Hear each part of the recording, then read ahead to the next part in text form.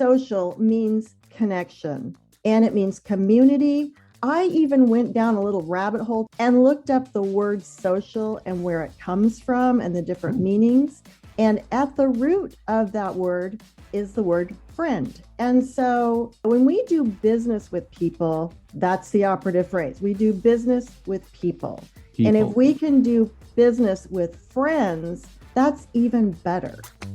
Welcome to the Making Sales Social podcast, featuring the top voices in sales, marketing, and business. Join host Brynne Tillman as she brings you the best tips and strategies our guests are teaching their clients, so you can leverage them for your own virtual and social selling. Here is your host, Brynne Tillman.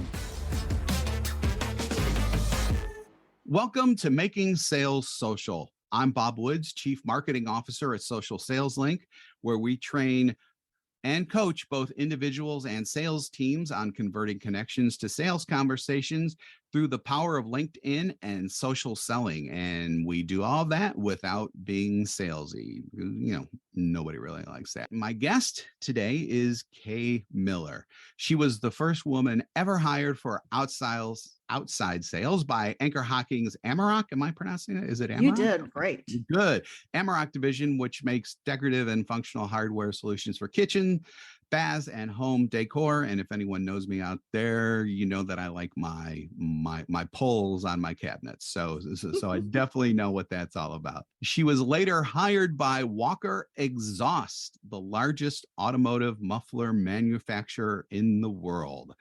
At Walker Exhaust, and this is fantastic, she became Salesperson of the Year and earned the glamorous nickname Muffler Mama, which again, I love. And if you can get to be known with a nickname like that in your field, that's just a big chef's kiss to you. That's just fantastic. Kay is the author of Uncopyable Sales Secrets, How to Create an Unfair Advantage and Outsell Your Competition. That right there. This book is packed with strategies you can use to make more sales.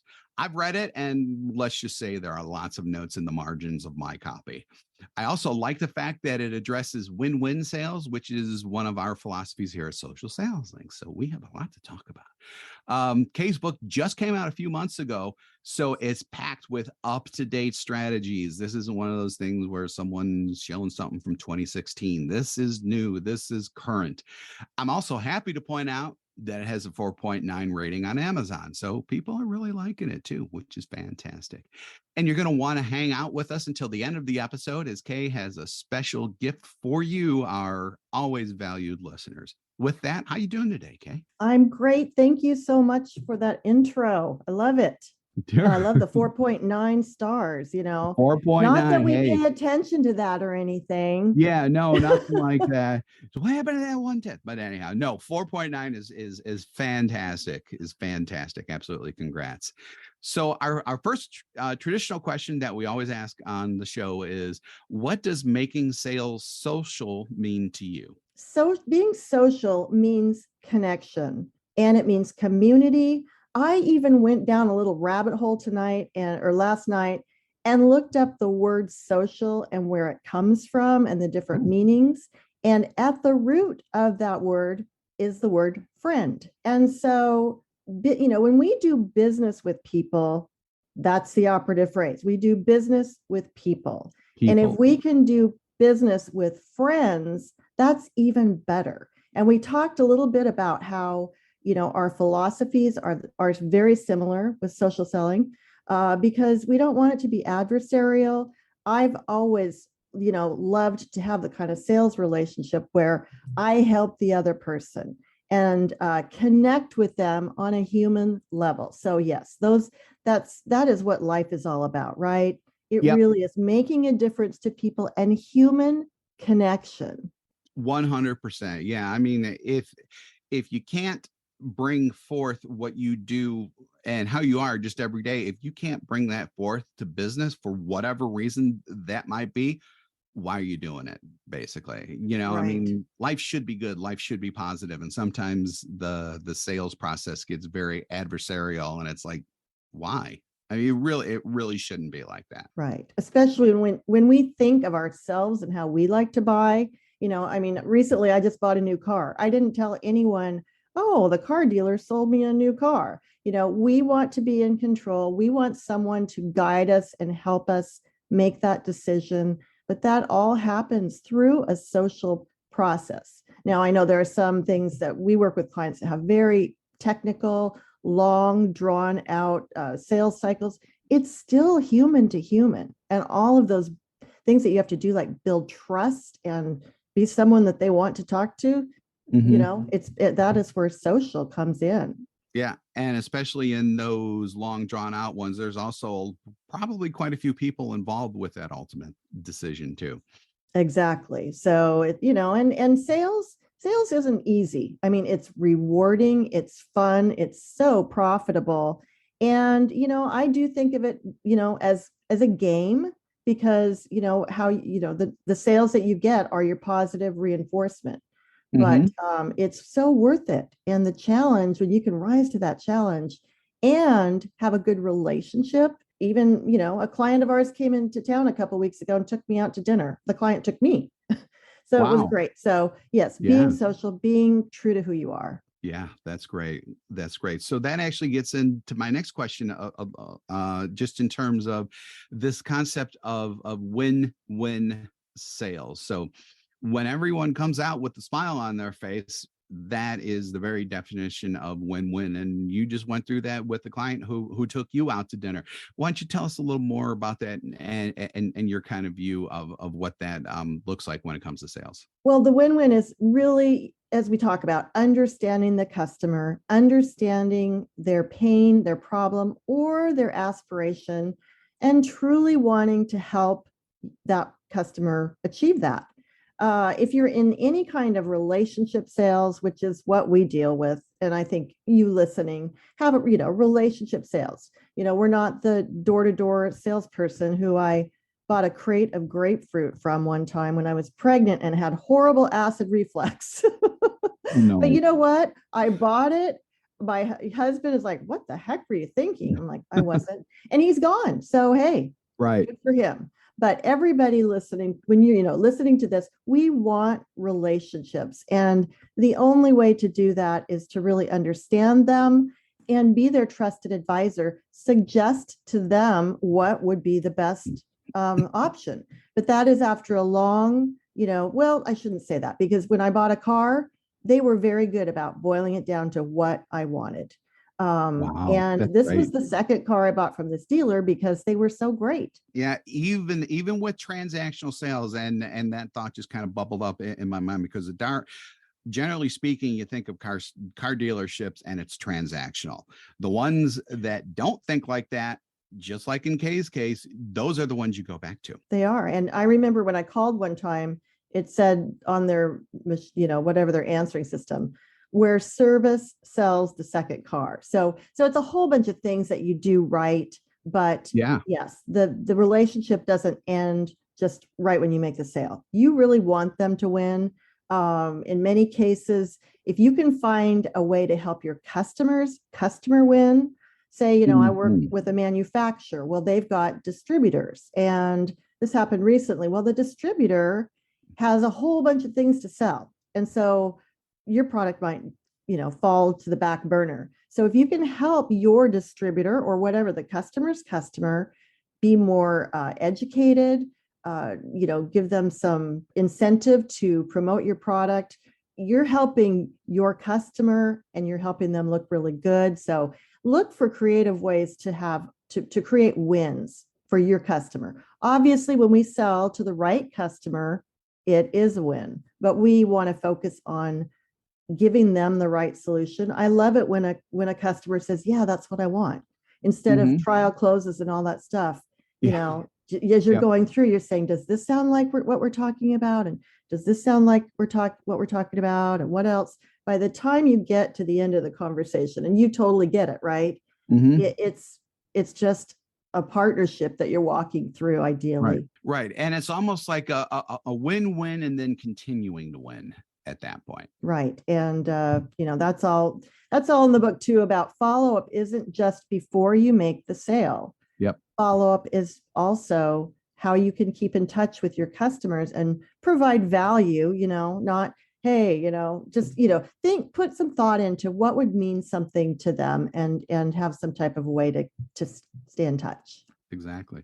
So this all gets into like personal branding, and we talk about that a lot when it comes to the branding of the salesperson themselves, and that's obviously in with the company and everything else. But why is that important, and how do salespeople do that, especially if they're at a company that, let's just say, isn't really supportive of the individual salespeople going out and building their own brand under the company's brand? Right. And one of the reasons I think that companies might be reluctant to do that is because salespeople can take their customers with them Ding when they ding. go.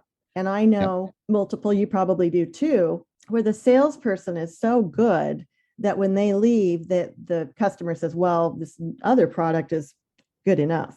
What I want is, this salesperson. So yeah, you might not be able to do as many tangible things to build your brand, but to me, the brand is your promise. It's what you represent to the customer. We just got blinds all through our house from, I'll just say, Budget Blinds. They were awesome. Sure. When the franchise owner came in, he told me straight up, I want to find out what you want, what your budget is, and then I want to get you the best deal, within your budget for the best product. He just flat out told me. So I don't see how that could conflict really with any company, because he's telling me what his brand is, what his promise is. Yeah, I'm glad that you agree, because also, being trustworthy and honest, those are huge in sales, and that really should be part of any successful salesperson's brand. Following up when you say you will. When you make a promise, you need to follow up on that. And so you've got, your promise to the customer, you've got trust, and then you've also got an opportunity to create your own stories. Now, as you know, throughout my book, the whole thing is stories. Stories. And I start out the book saying my first sales call was a disaster. Absolutely. Because Absolutely. salespeople, And yeah. I bet yeah, you have a between- story too. Do Oh you? yeah, all kinds of stories. So if you read a book, Uncopyable Sales Secrets, just look for the steel-toed boot story, Right, the steel-toed which you wouldn't boot expect, but story. it's great. Yep. And as we talk about being social, I know on LinkedIn, I've heard some of your conversations with Bryn, et cetera, about how, where's the line between sharing too much on social, on too much social on LinkedIn? Haven't you had that conversation? Yeah, that went to more personal social, kind of more like Facebook types of things, as opposed to being, showing your personality and doing everything that we just discussed, but keeping it more on a business level rather than talking about what you did over the weekend. Unless what you did over the weekend has to do with business, then it's okay. Right. But there is that line, it kind of moves, and every once in a while you just kind of go, something, I don't care. This is truly important to me, I'm going to share it. But generally speaking, it was about the Facebookification, which is a long word, but it's actually pretty accurate about when it comes to LinkedIn. Interesting. Well, like you said, you said unless the story has something to do with business. And so, Right. Back to the social part, we all remember stories. So Yeah. stories that have to do with business, stories that of something that you did or that happened with one of your customers, those are huge. And as far as the steel toe boot story, that became one of my stories. Looking to up your LinkedIn game? The Social Sales Link team has you covered with our LinkedIn Sales Accelerator, a guided social selling program that includes training, coaching, and so much more. Visit socialsaleslink.com/in for more details. Again, that's socialsaleslink.com/in. I was back selling mufflers. I was one of the only women, and I did something that no one else had, none of the other reps, and said, will you teach me to install a muffler? And they were delighted. They thought, this is cool, Well, then they said, the first thing you need to do is buy steel toe boots, which at the time were not my fashion choice. But and I tell a story in the book that at that time the movie Flashdance had come out, and in the opening scene, if you're old enough to remember, they pan in on someone welding, and it turns out that it's Jennifer Beals looking gorgeous, and she's on some type of a assembly line. Assembly line, yeah. Yes, right. And so her goal is to be a dancer, but this is what she's doing to pay the bills. Well, when they pull back, or when they pan in, I'm sorry, she removes her helmet and she looks gorgeous. And I couldn't help myself. When I was under that car, I thought of Jennifer Beals. So I'm under welding this muffler system together, feeling pretty smug and pretty proud of myself. And then when I took my helmet off, I looked in the mirror. I looked very different than Jennifer Beals. But the beauty of that story is that it got me so much respect. And I was talking with a group of clients that I have on a mastermind, and it's amazing how many stories you as a salesperson might have of something that you've done to go over and above and beyond, I should say, what is expected. Anytime you do that, or you go learn something that nobody else really knows, share that information. That can be part of your brand that the company, no company would have a problem with. So it's really declaring what you're doing for your customer and how important they are. And who knows, you may become the muffler mama of your own industry, which again is absolutely fantastic. Yes, muffler mama definitely set me apart. Yeah, without a doubt, and that's fantastic. So we're not changing gears a little bit, but let's just talk a little bit more about one of the topics you have directly in your book, the importance of focusing on your moose. And I do mean MOOSE, moose. Can you talk us through a little bit about what that means and why sales pros should be doing that? Sure. And if you're watching, not listening, you can see that there is a picture of a moose prominently displayed behind me. Yeah. And the moose represents your ideal target market. So whether you call it your persona or the avatar, those are words that have been used a lot, different words have been used, but we want to be unique and uncopyable. So we have decided that we would call that target market your moose. And the analogy is that if you were out hunting and you wasted time hunting bear or rabbits or any other kind of animal, if you were really intent on getting moose, that would be a big waste of time. So it's the niche. It's who is the exact right fit for you, and focusing on what that particular customer needs. So instead of blasting out, and LinkedIn, I suppose, trying to connect with everybody, really studying who your moose is. And one great way to do that is to say, who are my best customers now? What do I love about them? How are they benefiting? And then you can get a profile and say, okay, where, how can I find more of those moose? So it's just a great visual. And anytime you ask a question, like, should I send this out or should I post this, or, talk about who is my moose. And then sometimes, I don't know if this is a great analogy, but there are different kinds of moose. So, what if you're interested in like a specific subset of moose? So in other words, really zero in. Sometimes you have to zero in beyond like just moose in general too. I mean, you really need to know exactly who you're going after. Right. Because, and I think when I was number one salesperson, it was so strategic so that you have to ask, it's the 80-20 rule. Okay. 80% of your sales will come from 20% of your accounts usually. And then you can keep drilling down 80% of those sales. So you've got who is your big hairy moose, and who is your hungry moose that knows they have a problem or are dissatisfied, because until you make someone dissatisfied, they're not going to be a great buyer. Absolutely. So next I want to get into something that you said in your book.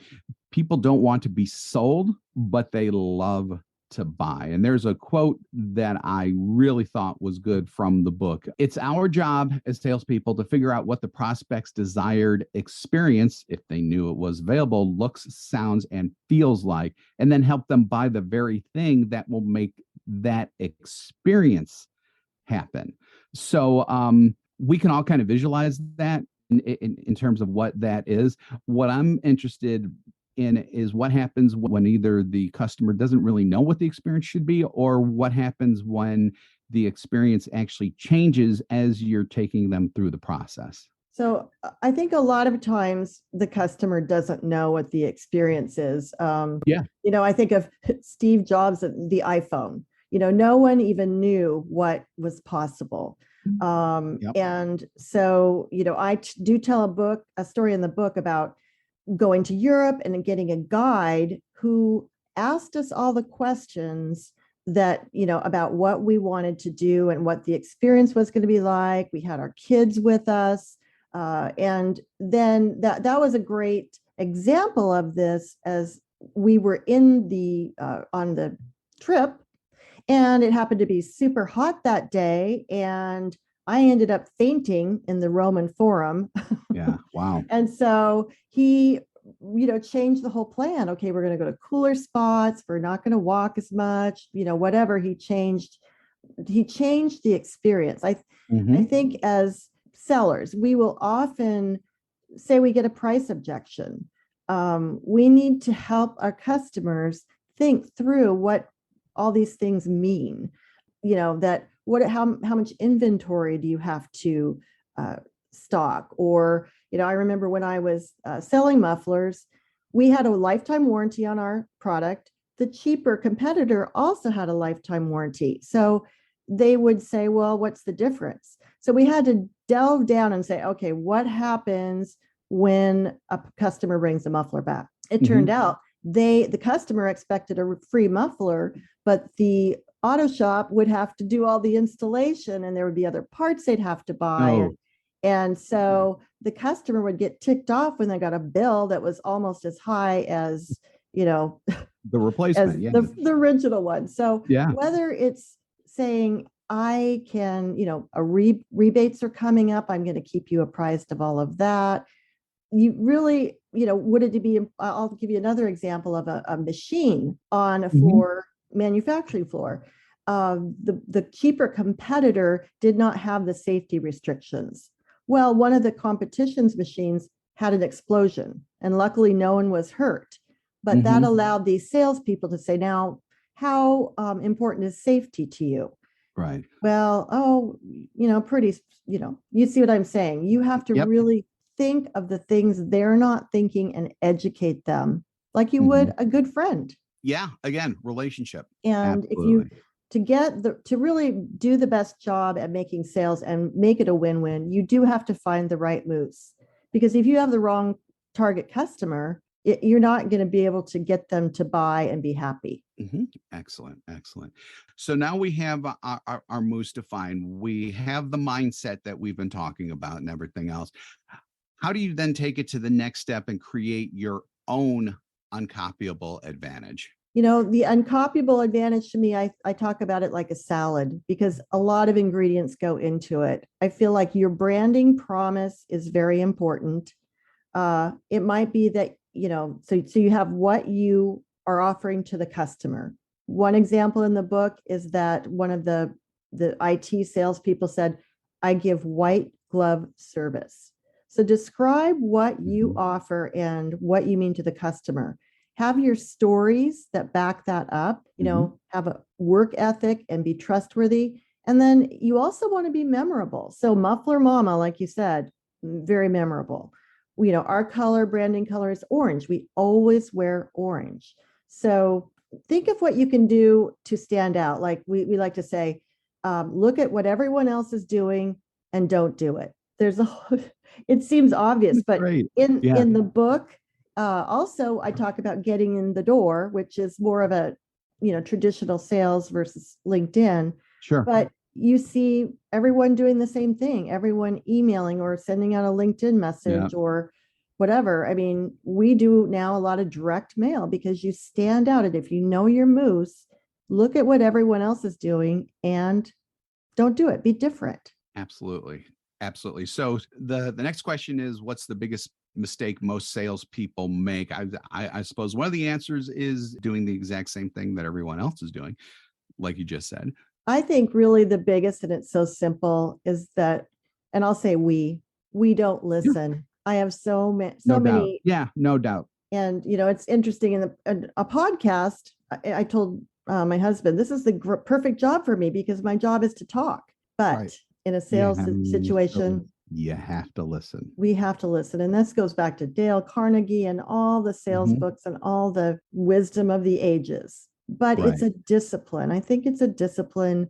Also, I think it's a mistake to not let silence happen because a lot of salespeople keep talking and buy back the sale. So that is the mistake I see people making. Kind of like that. That was silence. So yeah, I mean, sometimes, silence can actually work for you. And when you listen to podcasts and there's great back and forth and great exchange like this, and we're obviously listening to one another and playing off of one another, that's what these sales conversations should be like too. So, maybe imagine that you're on a podcast with your prospect. That's a great suggestion. I love it. I just came up with that too. Sometimes, something, I didn't feel a lightning bolt hit me, but sometimes it happens.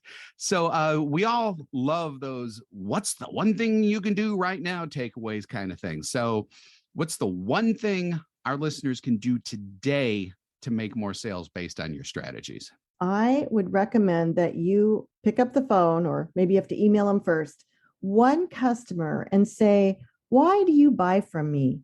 In your words, what is it that I offer that makes me the one you want to, buy from? We might think we know the answer. I think we do think we know the answer, but you would be surprised. Maybe it is just that I know I don't have to worry about anything. I know you will take care of me. It might be something that has nothing to do even with your product or service. So that's a great way to get some information that you can use later when you sell. That's just brilliant. Absolutely brilliant. Especially in the, you might think, but you don't really know type of thing. That's just fantastic. The book, Uncopyable Sales Secrets, How to Create an Unfair Advantage and Outsell Your Competition by Kay Miller. You can buy it by go to uncopyablesales.com and clicking the link. You can also go to Amazon and just search it there too. You'll also find downloads to resources guide, as well as a lot more information about Kay and how she can help you. And now it's time for, as we call it in the sales biz, the CTA. So when you go to uncopyablesales.com/making-sales-social, she's giving away an excerpt from chapter 3 of the Uncopyable Sales Secrets book. This has to do with crafting the personal brand. I've read it. It's excellent. And as we said before, when a chapter starts with the line, so this is what it's like to install a muffler. Yeah, that definitely has me hooked any day of the week. If you want to email Kay directly, it's kay@uncopyablesales.com. She's also on LinkedIn at linkedin.com/in/Miller Kay. So flip her first and last name for that. That's a great idea. If you're looking for that personalized URL too, sometimes just flipping the first and last name is all you need to do. Kay, this has been fantastic. Thank you so much for your time. Thank you, Bob. It was a pleasure. Sure, absolutely. And thank you for streaming this episode of Making Sales Social.